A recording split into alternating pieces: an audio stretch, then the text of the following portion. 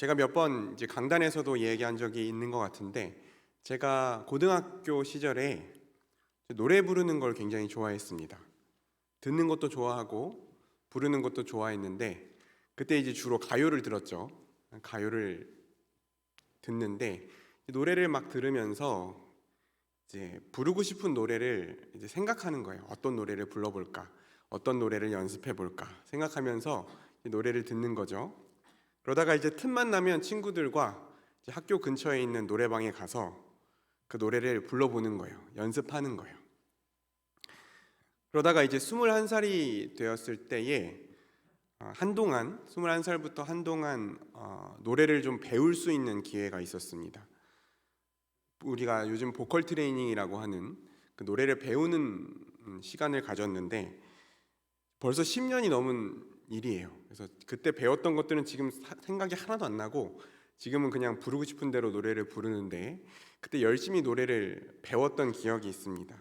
그 당시에 노래를 배울 때에 저에게 노래를 가르쳐 주셨던 선생님들이 가르치면서 굉장히 힘들어하는 지점이 있었어요. 누군가에게 노래를 가르칠 때 힘들어하는 지점이 있었습니다. 노래를 좋아하는 사람이 혼자서 노래를 많이 부르다 보면 이상한 습관이 생기는 경우가 있어요. 그 안 좋은 습관을 없애는 일, 그 안 좋은 습관을 교정하는 일이 굉장히 어렵습니다. 특히 이제 자신이 타고난 목소리가 있잖아요. 가지고 있는 목소리가 있잖아요. 그 목소리와 어울리지 않는 가수를 흉내내면서 노래를 연습하거나 하면, 예를 들면 나는 목소리가 가는 목소리인데 굉장히 굵은 목소리를 내는 가수를 흉내낸다든지, 나는 되게 그 부드러운 매끄러운 목소리를 가졌는데 굉장히 거친 톤을 가진 가수의 노래를 흉내낸다든지 연습한다든지 이렇게 하다 보면 목소리를 굉장히 부자연스럽게 내는 방법이 습관이 돼버립니다. 힘이 들어가면 안 되는 곳에 힘을 주면서 노래를 부르게 되고, 자꾸 이상한 기교를 부린다든지 발음을 이상하게 한다든지. 근데 본인은 이상한지 몰라요. 본인은 잘하는 거라고 부르는 건데 듣는 사람들이 볼 때 이상하게 부르는 거죠. 이런 습관들이 이미 배어 있는 상태에서 노래를 배우러 오면 그걸 잘한다고 생각하면서 연습을 한 사람들을 가르치려면 이거 교정하기가 쉽지 않은 겁니다. 그리고 이렇게 방향을 잘못 잡은 사람들은 연습을 열심히 하면 열심히 할수록 오히려 더 안 좋은 소리를 내게 돼요. 연습을 시켰는데 연습을 잘못해오면 그 전보다 오히려 노래를 더 이상하게 부르는 거예요. 더 소리를 안 좋게 내는 거예요. 우리가 기독교 신앙을 가지고 인생을 살아갈 때도 하나님이 성경을 통해서 우리에게 가르쳐 주신 내용을 우리가 정확하게 알지 못한 채, 올바르게 알지 못한 채 살아가다 보면 오히려 부작용이 생길 때가 있습니다. 소위 말하는 신앙생활, 교회 생활을 열심히 하면 할수록 성경이 말하는 가치에서 더 멀어지는 경우가 생기는 것을 우리가 볼 때가 있습니다. 예수님을 믿고 살아가면서 날마다 더 하나님의 은혜를 의존하면서 살아가야 하는데, 갈수록 하나님의 은혜보다 자신의 경험과 지식과 기술을 신뢰하면서 살아가는 경우가 발생합니다. 날마다 교회 공동체가 서로를 더 이해하고 서로를 용납하고 자신을 더 내어주면서 사랑하는 모습이 갈수록 선명하게 나타나야 하는데, 갈수록 더 치사해지고 갈수록 더 잘 삐지고 갈수록 다른 사람의 이야기를 듣기보다는 내 목소리만 내려고 하는 경우가 보이는 거죠. 갈수록 하나님의 말씀 안에서 내 인생의 문제들을 이해하고 내 삶에 일어나는 일들을 믿음으로 극복해낼 수 있는 그 힘이 날마다 더해져야 되는데, 갈수록 교회 안에서의 종교 생활만 능숙해지고 실제로 내 인생에서 일어나고 있는 일들은 점점 믿음과 상관없어지는 일들이 일어나는 경우가 우리 가운데 있다는 거예요.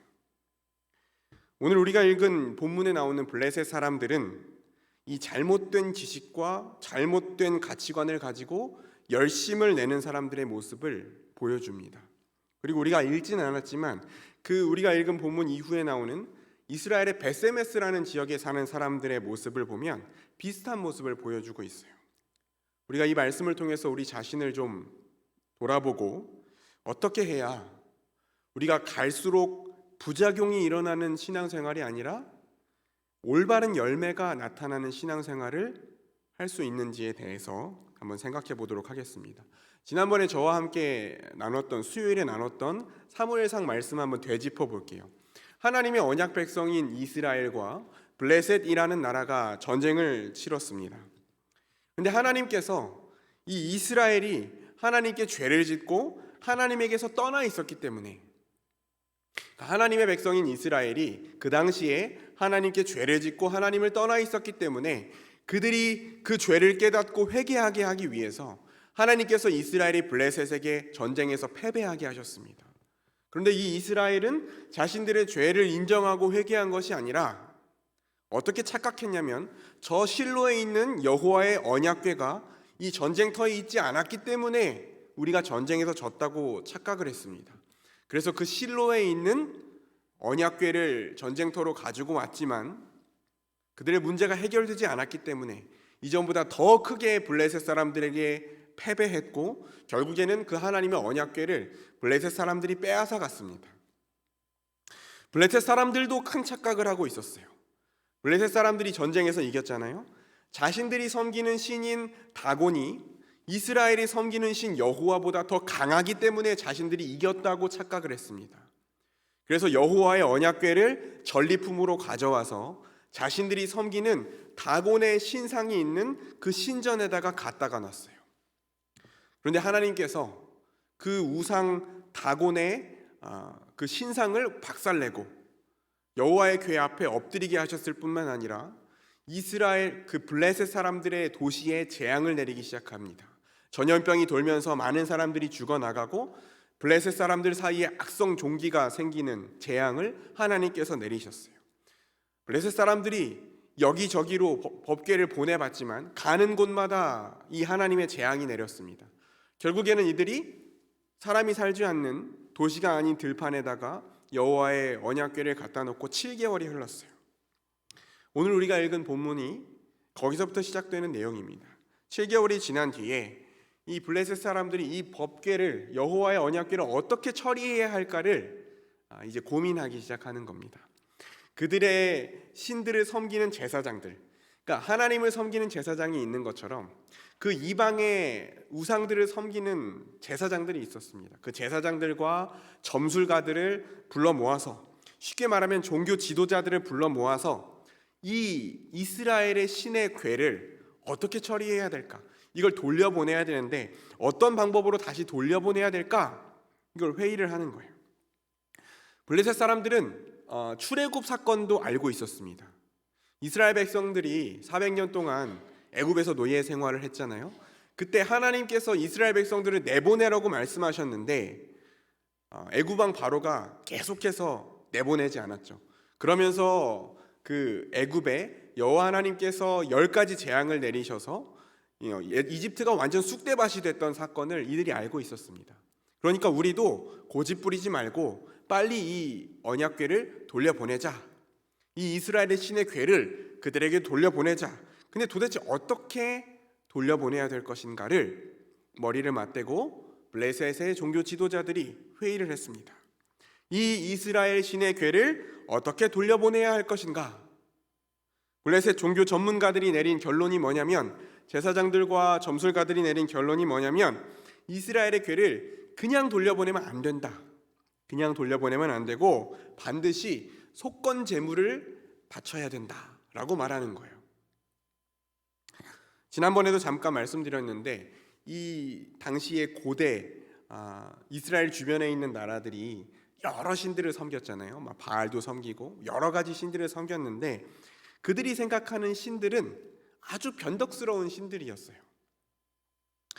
어느 날은 자신들에게 복을 주기도 했다가 어느 날은 갑자기 화를 내면서 진노하면서 자신들을 해코지하기도 했습니다. 그런데 그 이유를 알 수도 없고 왜 도대체 이 신이 진노했는지 알 수도 없고, 왜 어떻게 하면 이 신의 진노를 풀어줄 수 있는지를 알 수도 없어요. 그래서 훈련된 점술가들, 훈련된 주술사들이 신이 보여주는 징조를 파악하는 훈련을 받았습니다.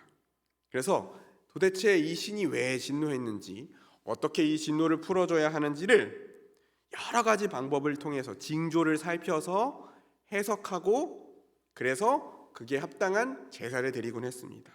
들어보신 적 있을 거예요. 짐승의 내장을 꺼내서 짐승의 내장을 살펴본다든지, 제비를 뽑는다든지, 해와 달의 변화, 해가 어떻게 움직이고 날씨가 어떻고 이런 천체를 관측해서 신의 뜻을 분별하려고 한다든지, 동물들이 움직이는 모습을 보면서 행동을 살핀다든지. 우리나라는 이제 전통적으로 이렇게 쌀을 뿌리죠. 쌀을 이제 뿌리는 거, 이런 것들이 다 징조를 살피는 점술가들이 하는 일들이었습니다. 그렇게 그 주술가들, 점술가들이 신의 뜻을 살피고 자기들이 해석해서 제사를 드리고 신을 달래서, 그 진노한 신을 달래서 안 좋은 일은 떠나가게 하고 복을 받아내는 게 그들의 종교 생활이었습니다. 그런데 유일하게 그 고대 근동 지역에서 이스라엘의 종교는 그렇지 않았어요. 사람의 손으로 만들지 않은 여호와 하나님은 달랐습니다. 하나님은 그의 백성들에게 하나님이 어떤 분이시며 하나님이 무엇을 원하시는지를 아주 구체적으로 분명하게 말씀해 주셨습니다. 그렇기 때문에 하나님은요, 인간들이 자신의 필요와 욕망을 따라서 마음대로 신을 해석하고 판단하는 그 온갖 주술을 가증한 것으로 여기셨습니다. 그래서 이스라엘 백성들에게 금지하셨죠. 그 모든 주술을 금지하셨습니다.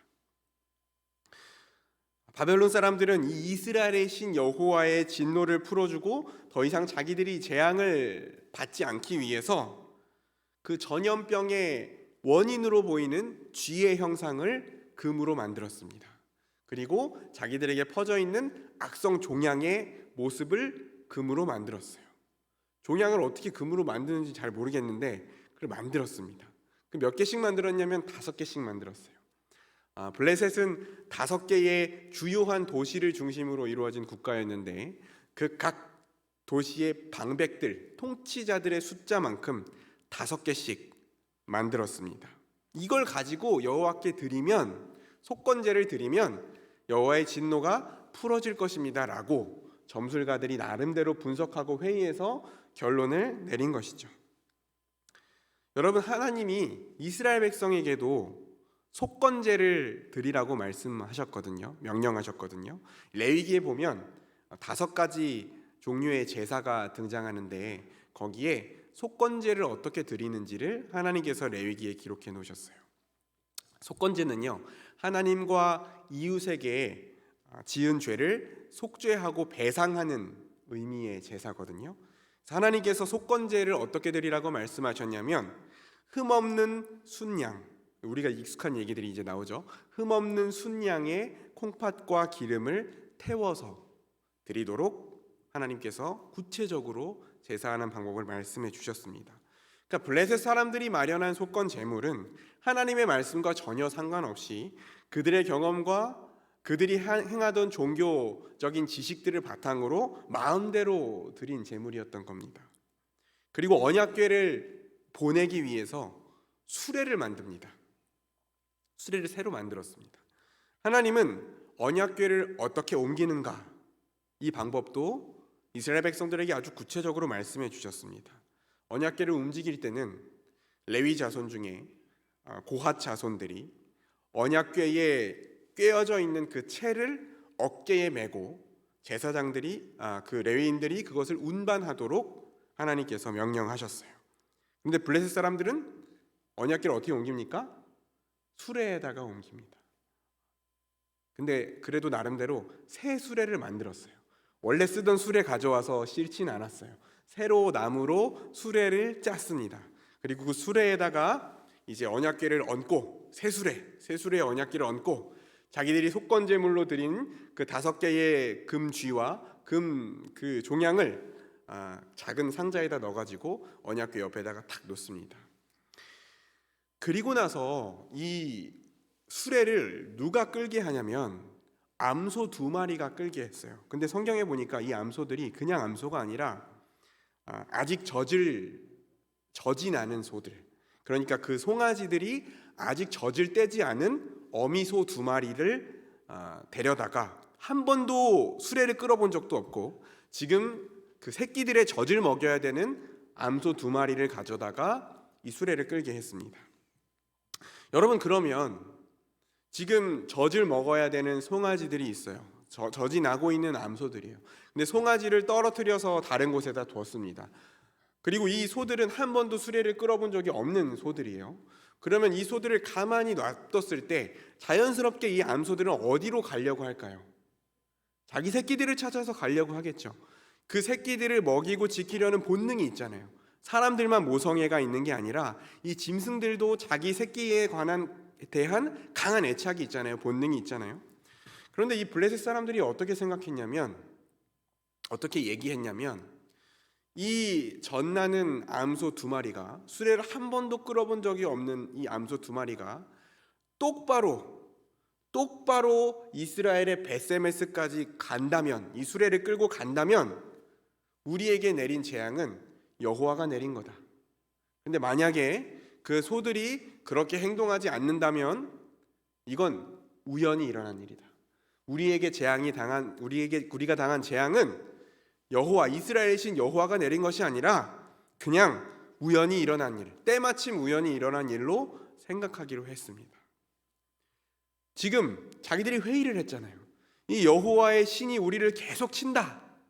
그래서 이 법궤를 어떻게든 돌려보내자 회의를 해서 방법을 마련한 다음에도 여전히 하나님이 하신 일을 시험하고 의심하고 이것을 그냥 우연한 일로 치부해 버리려고 하는 것입니다. 여러분, 결과가 어땠을까요? 그 암소 2마리가 수레를 끌게 했을 때 결과가 어땠을까요? 우리 한번 같이 사무엘상 6장 12절을 통해서 한번 확인해 보겠습니다. 같이 한번 읽어보겠습니다. 암소가 시작. 암소가 베세메스 길로 바로 행하여 대로로 가며 갈 때에 울고 좌우로 치우치지 아니하였고 블레셋 방백들은 베세메스 경계선까지 따라가니라. 아멘.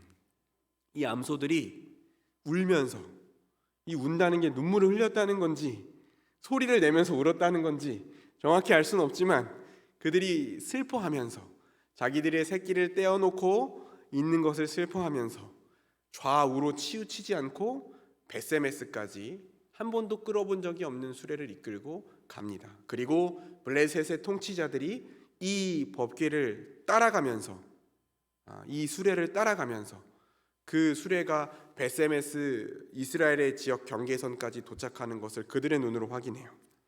하나님께서 블레셋 민족들에게 그들에게 닥친 재앙이 때마침 우연히 일어난 일이 아니라 하나님께서 하신 일임을 분명하게 보여주셨습니다. 여러분, 우리가 믿는 하나님은 이 세상을 모두 지으신 하나님이시고 저와 여러분을 지으신 분이십니다. 근데 이 하나님은요, 이 세상을 창조하시고 나서 내가 잘 창조했으니까 이 세상은 알아서 돌아가겠지라고 방치해 두시는 분이 아니라 이 모든 일을 세세하게 일일이 살피시고 다스리시는 통치자이세요. 그게 주님이라고 부르는 것입니다. 우리가 영어로 Lord라고 부르는, 주님이라고 부르는 건 하나님이 다스리신다라는 뜻입니다. 여러분, 그래서 하나님을 믿고 산다는 건요, 우리 하나님을 믿고 살잖아요. 하나님을 믿어요 이렇게 얘기하잖아요. 하나님을 믿고 산다는 것은 우리 삶에 일어나는 그 어떤 일도 우연히 일어난 일이 아니라 하나님의 다스림 아래 일어난 일이라는 것을 인정하면서 사는 것입니다.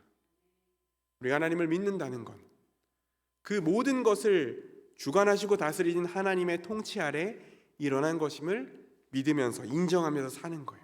근데 우리는 살면서 우리의 인생이 하나님의 다스림 아래 있다는 것을 실제로 잘 인정하지 못합니다.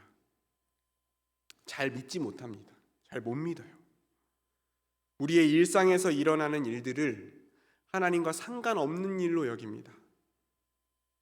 그래서 하나님이 때로는 우리 인생에서 일어나는 일을 통해서 경고하시거나 말씀하셔도 무시하는 거예요. 우리가 죄를 지으려고 할 때 하나님이 막으십니다. 내 안에 죄의 욕망이 있어요. 내가 뭔가를 하려고 해요. 무슨 일을 하려고 합니다. 근데 그게 하나님이 싫어하시는 일이라는 걸 알아요. 그런데도 그것을 그 죄의 즐거움 때문에, 그 죄를 통해 내가 얻을 수 있는 것 때문에 그 길을 계속해서 가는데 그게 마음처럼 되지 않습니다. 자꾸 일이 틀어집니다. 하나님이 경고하시는 것이죠. 하나님이 막으시는 것입니다. 그 죄가, 네가 하려는 그 일이 아무리 달콤하게 느껴져도 그 길은 결국 망하는 길이니까, 그 길은 어리석은 길이니까 포기하라고, 그만두라고, 그 길에서 돌아서라고 계속해서 경고하시고 때로는 징계하셔도 그저 우연히 일어난 일로 취급해버려요. 이번엔 잘 안 됐다. 다음번엔 잘 되겠지. 분명히 표지판이 있는데, 이 길로 가면 분명히 낭떠러지라는 표지판이 있는데 그 표지판을 무시하고 그 낭떠러지로 계속 걸어갑니다. 분명히 내가 갖고 있던 이 문제를 하나님께서 해결해 주셨는데, 하나님께서 도우셔서 내가 정말 그 극심한 어려움으로부터 벗어났는데, 내가 정말 갈급하고 궁핍했던 상황 속에서 하나님께서 나의 필요를 채워주셨는데 하나님이 하신 일이라고 생각하지 않습니다. 그저 내가 열심히 했고 우연히 잘 된 것이라고 생각하기 때문에 하나님께 감사하지 않습니다. 하나님을 의존하려고 하지도 않습니다. 하나님을 믿는다고 말하는 사람의 인생이나 믿지 않는 인생이나 교회 밖에서 살아가는 인생은 똑같이 하나님과 상관없는 것이 돼버리는 거예요. 우리 인생의 대부분의 영역에서 믿음이라는 것이, 신앙이라는 것이 아무런 효과를 발휘하지 못하는 겁니다. 여러분, 우리의 인생에서 일어나는 일들은 우연이 아닙니다. 저와 여러분이 우리의 인생뿐 아니라 모든 세상을 다스리시는 하나님을 매 순간 인정하는 살아있는 믿음, 교회 안에서만이 아니라 우리 인생 전반에 걸쳐서 능력을 발휘하는 그 믿음을 가지실 수 있기를 소망합니다. 여러분, 우리가 읽은 본문을 조금 넘어서지만 그 뒤의 이야기를 한번 좀 살펴보겠습니다. 이제 벳세메스에 도착했잖아요. 하나님의 언약궤가 수레에 실려서 벳세메스라는 이스라엘 지역에 도착했습니다. 이 벳세메스 사람들이 밭일을 하다가 그 언약궤가 돌아오는 것을 보고 너무 기뻐서 어쩔 줄을 몰라 해요. 블레셋에게 빼앗겨서 다시는 볼 수 없을 것 같았던 그 언약궤가 들어오는 것을 보면서 너무나 기뻐합니다. 그리고 그 언약궤를 싣고 온 수레로 달려가서 이들이 어떤 일을 하냐면 그 나무 수레를 쪼개서 그것을 장작으로 써서, 그리고 그 수레를 끌고 온 두 암소, 그 암소 있잖아요. 아까 울면서 왔던 그 암소 두 마리를 잡아다가 여호와께 번제물로 드립니다. 여러분, 축제와 같은 장면이잖아요. 여호와의 언약궤가 마치 전쟁에서 승리한 장군처럼 쫙 들어옵니다. 그것을 백성들이 기뻐하면서 달려가서 그 소를 잡아다가 여호와께 번제를 드리는 장면. 그런데 여러분, 아까 제사제도, 5가지 제사제도가 레위기에 기록되어 있다고 했잖아요. 그 첫 번째로 기록되어 있는 제사가 번제거든요. 제물을 모두 태워서 드리는 제사인데요. 이 번제를 드릴 때 소를 제물로 드릴 경우에 어떤 제물을 하나님께 드리게 되어 있냐면 흠없는 수컷을 드리게 되어 있습니다. 흠없는 수컷을 드리게 되어 있어요. 지금 이스라엘 백성들이 잡아서 드린 이 소들이 수컷입니까? 암컷입니까? 암컷이잖아요. 그렇죠? 아직 전나는 암소들, 어미소 2마리를 잡아서 번제를 드렸습니다. 여러분, 이 기본적인 이런 제사의 기본적인 것도 모르고 번제를 드린 이 벳세메스 사람들이 도대체 누굴까요? 여호수아 21장에 보면 하나님께서 이스라엘 백성들에게 땅을 분배하신 이야기가 나오는데요. 이 벳세메스는요, 아론의 후손, 그러니까 이스라엘의 제사장들에게 주어진 땅이었고, 레위인 중에서도 언약궤를 운반하는 아까 말했던 그 고핫 자손에게 주신 성읍이었습니다. 쉽게 말하면 여호와께 제사를 드리는 일, 여호와께 번제를 드리는 일, 여호와의 언약궤를 다루는 일에 대해서 가장 정확하게 이해하고 기억하고, 오히려 어떻게 제사를 드리고 어떻게 언약궤를 운반해야 하는지를 백성들에게 가르쳐야 할 책무가 있었던 사람들이 이런 행동을 한 겁니다. 여기서 끝이 아닙니다. 그들이 언약궤를 열고 언약궤를 들여다보기까지 했다가 여호와께서 그들을 치셔서 70명이 그 자리에서 죽습니다. 그러면서 그들이 외친 말이, 이 거룩하신 여호와 하나님 앞에 누가 서겠는가? 누가 이 거룩하신 여호와 앞에 서겠는가? 누가 그를 우리에게서 올라가시게 할까? 이게 무슨 말이냐면요, 이 거룩하신 여호와의 언약궤, 우리가 감당할 수가 없다. 우리가 이 언약궤를 만졌다가 언약궤에 가까이 갔다가 70명이나 죽었다. 너무나 두렵고 우리가 이 언약궤를 감당할 수 없는데 누가 좀 가져갈 수 없을까? 누가 우리에게서 이 언약궤를 좀 가져갈 수 없을까? 누가 이 언약궤를 우리에게서 좀 떠나가게 할 수 없을까? 라고 외치는 거예요. 어디서 많이 들어본 얘기 아니에요? 블레셋의 방백들이 외쳤던 말입니다. 블레셋 사람들이 그 언약궤를 어찌할 줄 몰라서 이거 어떻게 도대체 보낼 수 있겠냐, 제사장들과 주술가들을 모아놓고 회의했잖아요. 이스라엘의 베세메스 지역에 있는 이 사람들이 똑같은 소리를 외치는 것입니다. 여러분, 우리가 우리의 인생의 주인을 하나님이라고 믿을 때, 아까 우리가 나눈 것처럼 하나님이 모든 세상을 주관하시는 분이시고 내 인생에 일어나는 모든 일들이 우연히 일어난 일이 아니라 정말 하나님이 다스리는 가운데 일어난 일이라는 것을 우리가 믿을 때에 우리는 반드시 우리 인생에 일어나는 일들을 해석하는 과정을 거치게 됩니다. 내 인생에 어떤 일이 일어났는데 이것이 우연한 일이 아니고 하나님의 통치 아래서 일어난 일이라면 도대체 이 일이 무슨 의미일까? 내 인생에 왜 이런 일이 생겼을까? 나는 이 일을 어떻게 받아들여야 되고 나는 이 일을 가지고 하나님께 어떻게 반응해야 할까? 해석하는 과정을 반드시 거치게 된다는 거예요. 그런데 우리 인생에 일어난 일을 하나님의 관점으로, 올바른 관점으로 이해하고 해석하고 반응하기 위해서는 하나님의 말씀을 기준으로 바라봐야 합니다. 내 인생에 일어난 사건을 통해, 여러분, 내 인생에 일어난 사건을 통해서 이렇게 말하는 사람들이 있어요. 하나님이 나에게 주신 말씀, 하나님이 이 일을 통해서 나에게 이렇게 말씀하셨습니다. 하나님이 이 일을 통해서 나에게 이런 은혜를 주셨습니다 라고 말하는 사람들이 너무나 많은데, 그 사람들의 이야기를 듣다 보면 전혀 성경적인 기준이 아니라 자기 마음대로 자기가 세운 기준으로 해석하는 사람들이 얼마나 많은지 모릅니다.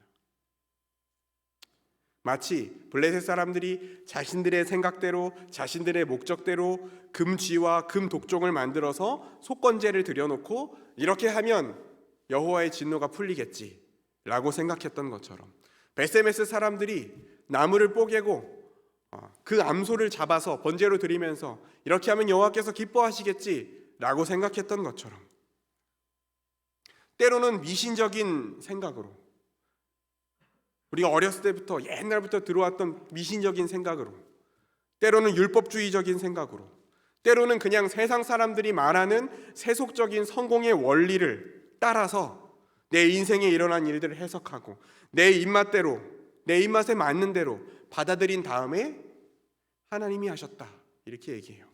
하나님이 하셨습니다 이렇게 얘기합니다. 내가 이미 가지고 있던 가치관에 기독교 문화와 종교적인 언어들을 덧입혀서 그것이 기독교 신앙이라고 생각하면서 살아가는 것입니다. 그렇게 성경적 가치가 아니라 자기의 가치관을 자신의 신앙 삼아서 살아가는 사람이 열심히 신앙생활을 하면 할수록 복음으로부터, 예수 그리스도로부터 멀어지게 되는 거예요. 더 열심히 하면 더 열심히 할수록 성경이 말하는 것과는 상관없는 엉뚱한 모습을 자꾸만 보여주게 되는 것입니다. 여러분, 성경이 말하는 이 원리들, 성경적인 가치관이 우리 가운데에 잘 든든하게 자리 잡고 있어야 됩니다. 우리가 예배 시간에 하나님의 말씀이 전해질 때에 하나님께서 정말 이 말씀을 연구하고 묵상하고 준비해서 가르치도록 직분을 세우신 이 목회자들이 말씀을 특히 전할 때에 그 말씀을 분명하게 이해하고 또 기억하고 믿고자 하는 그 절실한 마음으로 말씀을 들으시기를 권면합니다. 우리가 말씀을 들을 기회가 생길 때마다, 우리가 매일 말씀 묵상집을 가지고 말씀을 읽어 나갈 때마다 그저 내가 예배를 드리는 시간이기 때문에 앉아 있는 것이 아니라 정말 내가 하나님의 이 말씀을 내가 분명하고 정확하게 이해하고 내가 이것을 기억하고 내가 이것을 믿음으로 살아가겠다라는 결단을 가지고 이 말씀을 살피시기를 권면합니다. 특별히 우리가 이번 주에 지금 특별 새벽 기도회가 진행되고 있잖아요. 온가족 축복 집회가 진행되고 있는데 이번에 우리 이 특별 새벽 기도회에서 우리 인생 전반에 걸쳐서 놓치지 말아야 할 핵심적인 성경적 원리들을 하나씩 다루고 있습니다. 우리가 12일 동안 진행되거든요. 월화수목금토, 주일은 쉽니다. 월화수목금토 12번 진행되는데요. 주제들을 이미 이제 포스터나 여러 가지를 통해서 좀 공유해드렸는데 좀 보셨나요? 어떤 주제들이 있는지 자세히 보신 분들도 있고 그냥 포스터가 예쁘네 하고 지나가신 분들도 있을 겁니다. 우리가 경건에 대해서 말했습니다. 첫 번째, 첫날 다윗 목사님께서 우리의 경건 이대로 괜찮은가? 두 번째, 기도에 대해서 말씀을 나눴습니다. 기도를 이렇게 하라. 그리고 오늘 이제 새벽에 권호 목사님께서 고난에 대해서 말씀하셨어요. 앞으로 진행될 주제가요, 우리의 감정을 성경적으로 어떻게 다루어야 되는가? 우리의 직업, 내 신앙과 내 직업은 무관한 것이 아닙니다. 내가 교회에 와서는 열심히 하나님의 일을 하고 밖에 나가서는 열심히 세상 일을 하고 내가 밖에서 먹고 살기 위해서 하는 일은 하나님과 상관없다고 생각하는 사람들이 너무 많이 있습니다. 그렇지 않습니다. 우리가 가지고 있는 개혁주의 신앙이라고 하는 건 그런 신앙이 아니에요. 우리의 직업에 대해서 성경적 원리가 어떻게 되어 있는가? 돈, 가정, 부부, 자녀, 죽음, 인간관계에 대한 주제를 우리가 앞으로 남은 기간 동안 새벽마다 다룰 것입니다. 이 핵심적인 주제들에 관해서 성경적인 기준을 세우실 수 있는 기회가 될 것입니다. 그동안 교회 안에서 생활하면서 필요한 신앙적 태도나 원리는 잘 알고 있었지만 우리가 그건 잘 알아요. 교회에서 어떻게 예배 드려야 되고 교회 안에서 어떻게 행동해야 되고, 왜냐하면 또 잘 못하면 누가 자꾸 뭐라고 막 하잖아요. 그러니까 이런 것들에 대해서는 잘 알고 있지만 교회 문을 열고 나가면 인생을 살아갈 때에 기준이 되는 성경적 원리들이 분명하지 않으셨다면 이 온가족 축복 집회, 이 특별 새벽 기도의 기간에 정말 기도하고 사모하시면서 선포되는 말씀들을 주의 깊게 들어보시기를 권면합니다. 그래서 이번에 이 새벽 기도 기간을 지나면서 또 우리가 예배 시간에 하나님의 말씀이 선포될 때 그 말씀을 들을 때마다 우리가 날마다 있는 곳에서 성경을 통독하고 날마다 그 성경을 암송하고 매일 말씀 묵상집을 읽어 나갈 때마다 우리의 인생에 일어나는 그 어떤 것도 우리가 우연한 것으로 치부하고 넘어가지 않고, 일주일 동안 우리가 하나님과 동떨어진 삶을 살지 않고, 내가 집에 있든지 직장에 있든지 내 사업장에 있든지 하나님과 동떨어진 삶을 살지 않고 하나님의 말씀으로 내 삶을 정확하게 점검할 수 있는 저와 여러분으로 이 믿음이 한 단계 성장할 수 있기를 주의 이름으로 축원합니다. 그래서 내 인생에 말씀하시는 하나님의 뜻을 정확하게 분별하고 그 하나님의 뜻에 합당한 반응을 하나님께 돌려드릴 수 있는 저와 여러분이 되시기를 주의 이름으로 축원합니다. 기도하겠습니다.